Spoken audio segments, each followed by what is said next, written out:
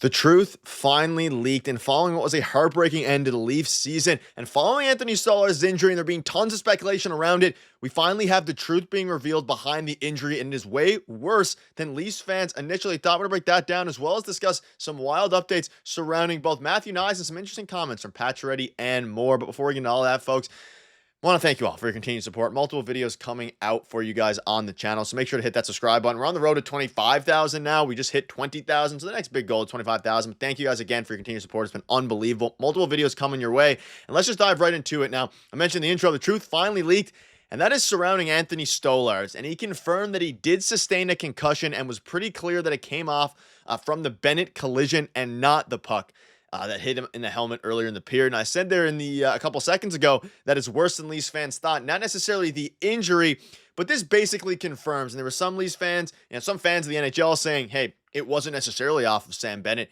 It 100% was. It was off of the Sam Bennett elbow, which makes things worse for the NHL. It makes things worse for the Toronto Maple Leafs, just in the sense of it adds some, I guess, salt to the wound here. But it's confirmed. The truth has finally been leaked from Anthony Stolarz himself.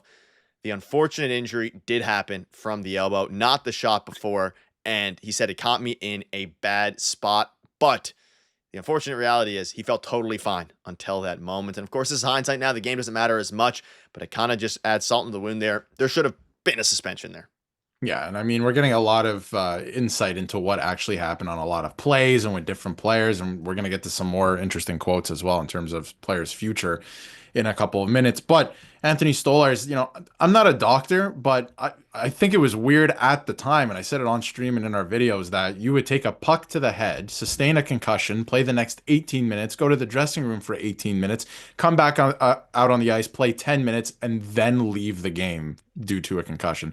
I think that's weird. If you've ever sustained a concussion, I think you know pretty much right away that you probably have a concussion or something's off. So there's no way to me, because if everyone remembers, he took the shot off the helmet very earlier in the game.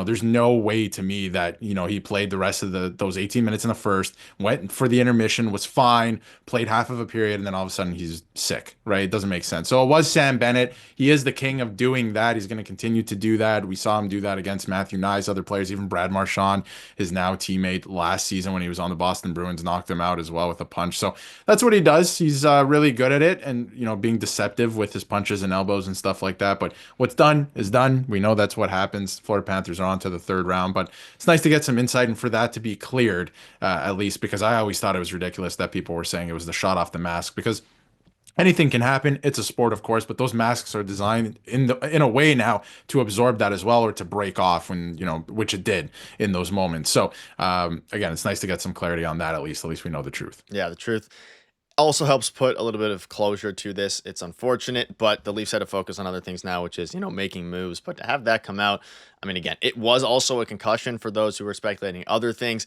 But he also says he doesn't think there was any malicious intent, which, it is what it is. I think they're friends behind the scenes.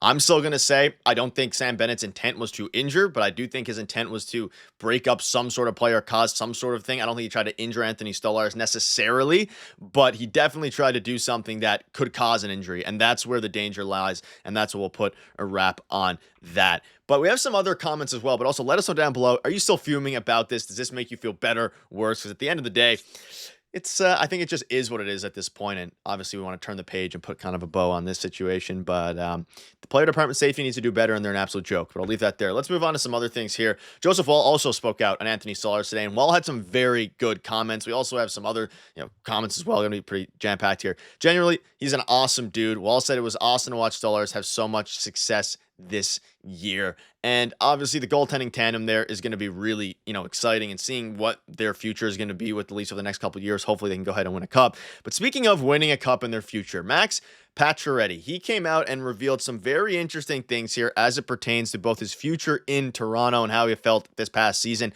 And he said the season was very difficult for him being away from his family. He says he needs to go home and discuss his future with his family, and he's not sure yet what that future looks like as to whether he will keep playing or not. So there's I'm obviously on the Pataretti train heavily. He had a fantastic season, one of the better Leafs playoff performers, randomly enough. These are the words of a guy who's either A, going to retire, or B, probably doesn't want to come back to Toronto simply because of how far it is from his family. And especially now, this was their chance. They brought him in on a PTO. Maybe other teams will offer him some, money and things like that. But it seems at this point, the Pataretti experiment rather, very unfortunately for me, I'm going to have a jersey hauled up in his rafters back there very, very soon. It's over. Yeah, it's seeming like it could be over. There is a world where he could still return. And honestly, I would take Max Pacioretty back on this team for league minimum next season. But I thought he played a role and he played it really well this season for the Toronto Maple Leafs when he got into the lineup. And I can see why this season was probably very difficult for him because he did sustain some injuries throughout the course of the season. He didn't play the whole season. We knew that he wasn't going to, but he was still going through some injury trouble, of course, with the hamstring, I think, first. And then there was a couple other injuries as well that kept him out of the lineup, and he was away from his family. That must have been difficult for him as well because they didn't move to Toronto. So, it's far for his family. I wonder if, it doesn't sound like a guy who necessarily wants to retire. I think he still wants to chase a cup. And honestly, he looked good when he was in the lineup this year. He did look good. He looked like he could still play in the league and brought that physicality as well. So I don't know if he's necessarily going to retire, but I just do really wonder if he is going to return as a Leaf because it's not looking likely through some of those comments. But anything can happen. Maybe they talk it out and they're like, hey, one more go, then you retire. This would be a good shot. You're already here, familiar with the staff, the city at this point after this year. One more go at it. And then if you don't, maybe retire, right? So could get very interesting, but I thought he played great, and it's going to be sad to see him go. And I would bring him back on league minimum. I thought he played a role for the team. Yeah, I want him back. Obviously, there's no secret there. And at the end of the day, though, he has to do what's best for his family. And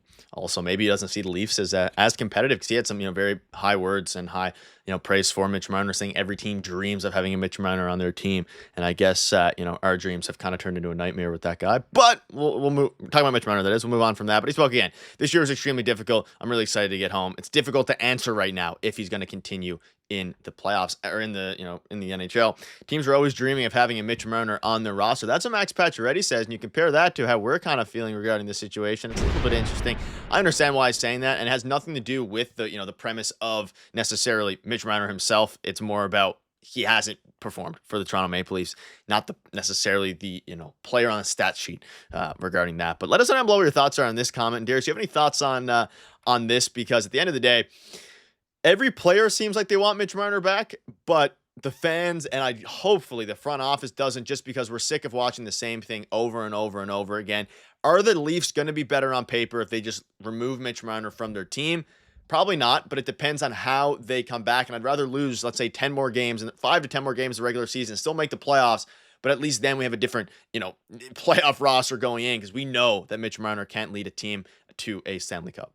Yeah, we know we have a big enough sample size at this point that it probably just won't work at this point. They should probably move in a different direction. I'm sure all the players are going to say the same thing, and they're probably right. A lot of teams would like to have Mitch Marner on their team. He's a great player. He's an elite player in this league. He is. I don't think anyone's taking that away from him, but it doesn't work with this team and his role on this team and, his lack of production in the playoffs. Not just production, but when it really matters, because he does lead the team in points. We've seen that time and time again. That's not the argument. It's when the games get harder and the pressure is up, he does not perform. We've seen it time and time again. I've seen, the other guys, Matthews, Nylander, in those times, even Tavares at times, step up in those moments. Not every single time, but I have seen it before, and Marner doesn't do that. So of course his teammates are going to speak highly of him.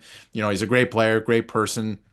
And of course, like Craig Berube even said, I would love to have this player back, and he's new here. I'm sure he wants to coach him again. But as an organization, at the end of the day, this is a business, and it would be a bad, I think, business decision. Besides selling jerseys and jersey sales, it would be a bad business decision to bring this player back. You should use that, freed up salary cap space to go out, build up more depth on the team, especially on offense, which is something I never thought I would say maybe 2 or 3 years ago, where it was the opposite. But this team can't score when it matters. The defense looks fine. The goaltending, I think, is fine for the next year at least. Go out and fix the offense, make this team deeper. Yeah, let us know down below your thoughts on that. One other note on Matthew Knies, he said he was injured, but he was going to be playing no matter what. And of course, he's a Warrior. He actually, team disappointed in Game 7, but he didn't disappoint in the season as a whole. But let us know down below your thoughts on that. Guess what? More videos coming your way later today. So you're going to make sure to hit that subscribe button. But let us know if the truth, did it make you feel better? Did it make you feel worse? Let us know down below in the comment section. See you guys later.